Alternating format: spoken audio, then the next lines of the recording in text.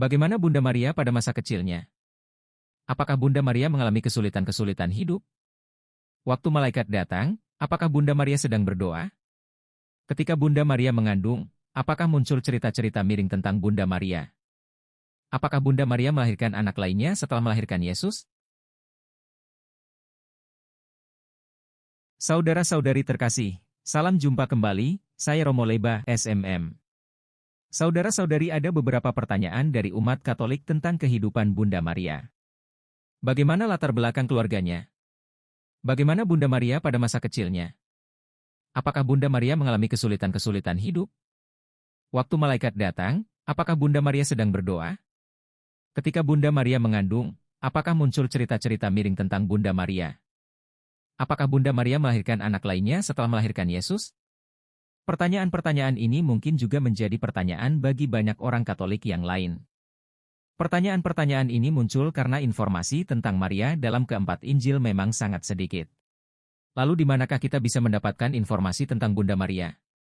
Kita dapat menemukan informasi tambahan tentang Maria dalam Proto-Injil Yakobus. Proto-Injil Yakobus menyajikan kisah menarik tentang Bunda Maria, tetapi perlu kita ingat bahwa Proto-Injil Yakobus tidak termasuk kanon kitab suci seperti Injil Markus, Matius, Lukas, dan Yohanes. Proto-Injil Yakobus masuk pada kitab-kitab apokrif. Tetapi walaupun termasuk kitab apokrif, Proto-Injil Yakobus bisa membantu kita menelusuri kisah tentang Bunda Maria yang memang dalam kitab suci sangat sedikit sekali dikisahkan. Sekarang mari kita menelusuri kisah-kisah Bunda Maria dalam Proto-Injil Yakobus ini. Proto-Injil Yakobus menunjukkan kepada kita tentang keluarga Maria. Orang tua Maria adalah Yoakim dan Anna. Mereka adalah orang kaya, tetapi mereka bersedih karena mereka tidak memiliki anak. Karena kesedihan ini, Yoakim pergi ke padang gurun selama 40 hari dan 40 malam untuk berdoa dan berpuasa. Demikian juga dengan Anna, ia berdoa kepada Allah. Anna berdoa demikian, "Ya Tuhan nenek moyang kami, berkatilah aku dan dengarkan doaku, seperti Engkau memberkati rahim Sarah, dan memberinya seorang putra." Ketika sedang berdoa, malaikat mendatangi Anna dan berkata, Anna, Tuhan telah mendengar doamu, dan kamu akan mengandung, dan akan melahirkan, dan keturunanmu akan dibicarakan di seluruh dunia."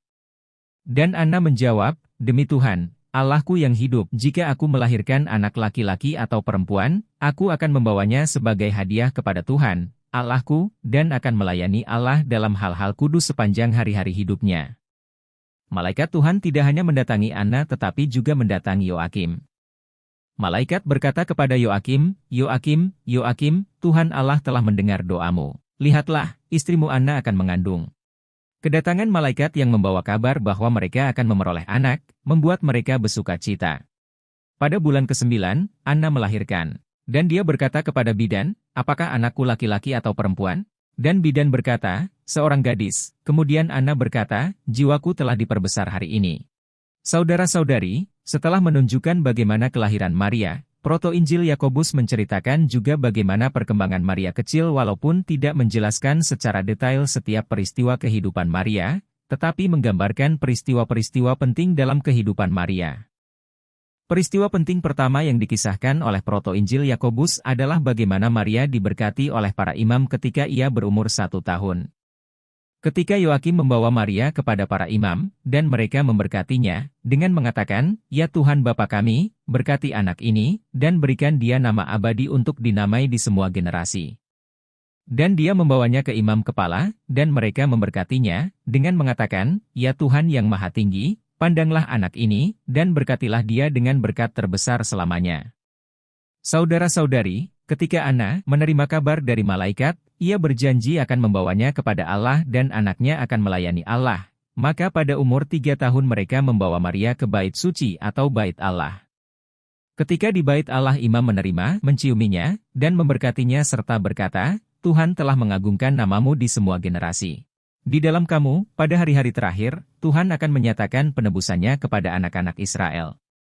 Dan imam menurunkannya di anak tangga ketiga dari altar, dan Tuhan Allah mengirimkan kasih karunia kepadanya, dan dia menari dengan kakinya, dan seluruh keluarga Israel mencintainya.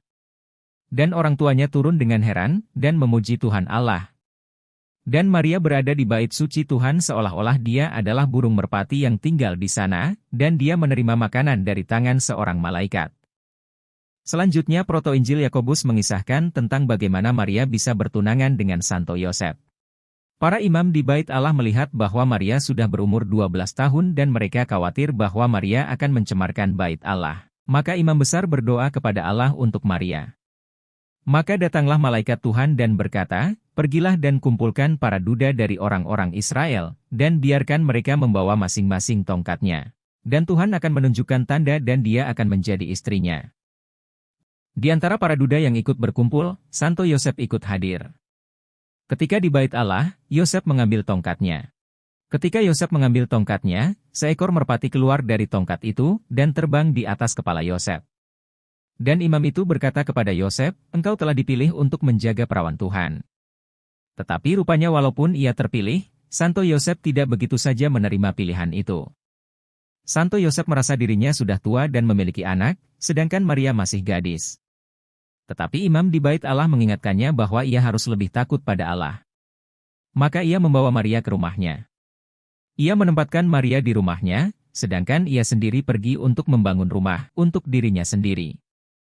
Saudara-saudari terkasih, Proto-Injil Yakobus kemudian melanjutkan kisah Maria dengan peristiwa Maria diberi kabar oleh malaikat Tuhan dan bagaimana reaksi Santo Yosef ketika melihat Maria mengandung. Peristiwa Maria mendapat kabar dari malaikat Tuhan yang digambarkan Proto-Injil Yakobus, sama dengan apa yang digambarkan oleh Injil Lukas. Tetapi Proto-Injil Yakobus menggambarkan juga bahwa ketika Maria mendapatkan kabar itu, Maria sedang menenun kain untuk tirai bait Allah. Kemudian yang mungkin menarik juga, adalah bagaimana Proto-Injil Yakobus menggambarkan reaksi Santo Yosef ketika mendapatkan Maria sedang mengandung. Peristiwa Maria bertemu dengan malaikat tidak diketahui oleh Santo Yosef, karena ia tidak di rumah bersama Maria, tetapi ia sedang membuat rumah lain untuk dirinya sendiri. Maka, ketika ia kembali ke rumah dan melihat Maria sedang mengandung, ia sangat sedih karena ia berpikir bahwa ia tidak menjaga Maria dengan baik sehingga Maria mengandung. Ia bertanya siapakah yang melakukannya. Ia kemudian membandingkan mereka berdua dengan Adam dan Hawa. Bukankah sejarah Adam telah berulang dalam diriku? Karena sama seperti Adam pada saat nyanyian pujiannya, dan ular itu datang, dan menemukan Hawa sendirian, dan benar-benar menipu dia, demikian juga yang terjadi padaku. Ia kemudian memanggil Maria dan bertanya kepadanya, "Hai engkau yang telah dipelihara oleh Tuhan, mengapa engkau melakukan ini dan melupakan Tuhan?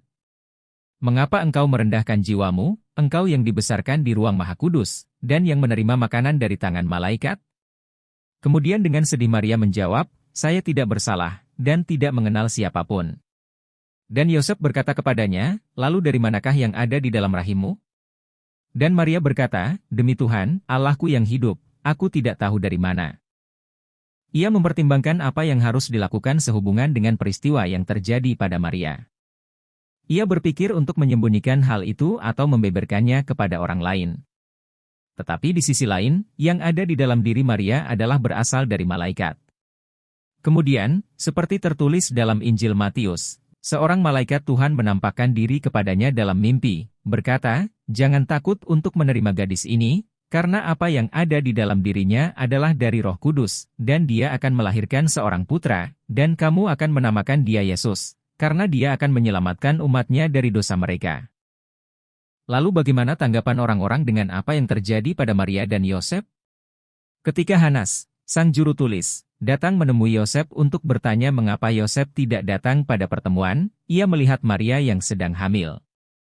Kemudian ia berlari kepada imam dan menyatakan bahwa Yosef yang dipercayanya sudah melakukan kejahatan yang menyedihkan. Kemudian mereka membawa Yosef dan Maria ke pengadilan. Maria dan Yosef diminta pertanggungjawaban mengapa mereka melakukan hal itu. Ketika Maria ditanya, ia menjawab, "Demi Tuhan, Allahku yang hidup, aku murni di hadapan Allah, dan tidak mengenal laki-laki." Kemudian Yosef pun ditanya dan ia menjawab, "Demi Tuhan yang hidup, aku murni mengenai dia." Pengadilan itu tidak berhenti dengan mendengar kesaksian dari Maria dan Yosef. Maria dan Yosef harus menghadapi sebuah ujian kejujuran mereka. Kemudian imam itu melanjutkan, "Aku akan memberimu minum dari air cobaan berat Tuhan, dan dia akan menyatakan dosa-dosamu di matamu." Dan imam mengambil air itu, dan memberi Yosef minum dan menyuruhnya pergi ke pegunungan, dan Yosef kembali tanpa cedera.